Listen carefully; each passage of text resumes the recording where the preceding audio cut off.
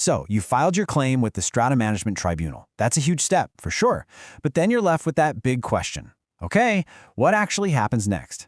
Well, let's map out that crucial first step together.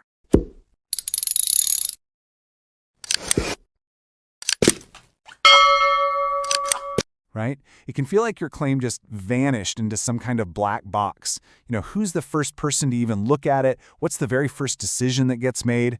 We're going to demystify that whole process for you right now. And it all starts with one key rule.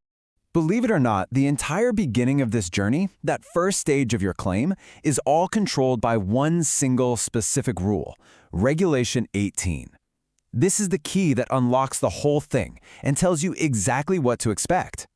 Okay, so who makes the first move on your file? You might be thinking it's a tribunal president or, a panel of judges, but actually, it's not. The very first critical decision is made by a key administrative figure, the secretary of the tribunal. This is where the official journey of your claim really kicks off. And the regulation itself, it's super short, direct, and really powerful. It just says, the secretary shall classify the claim either for negotiation or hearing. That's it. There are no other options. It might sound like a simple administrative task, but believe me, this one action has massive consequences for your case. So here's the crucial point. That one word, classify, it's like a fork in the road. The secretary's decision immediately sends your claim down one of two completely different paths. And each path has its own purpose, its own procedure, and its own potential outcome. So let's take a closer look at these two paths. What does it actually mean to be classified for negotiation versus being sent straight to a hearing? Let's break it down. It's a really clear binary choice.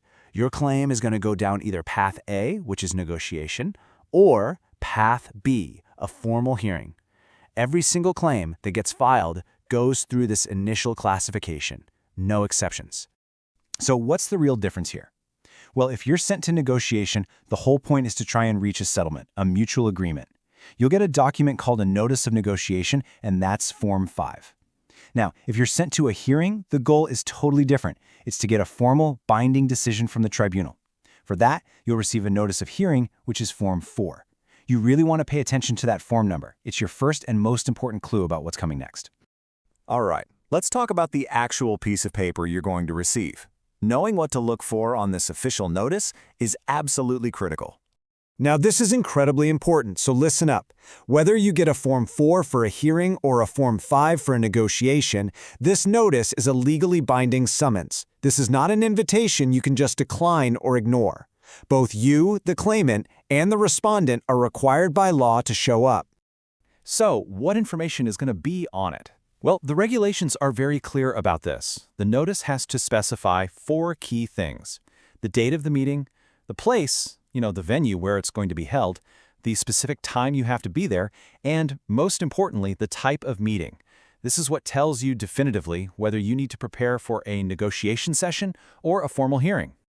Okay, so after all that detail, why does understanding this one regulation matter so much? Well, it's because knowing this first step gives you a clear roadmap for everything that's about to happen.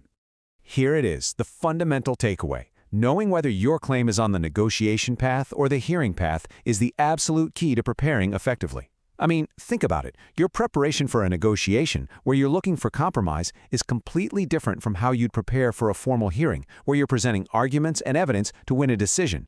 This notice tells you exactly which playbook to use. So let's recap. Once you filed, the secretary will classify your claim.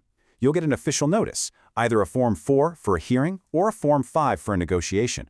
And that notice, it's not just an appointment in your calendar, it's your strategic guide. So the real question now is, once you know the path your claim is on, how will you prepare for the journey ahead?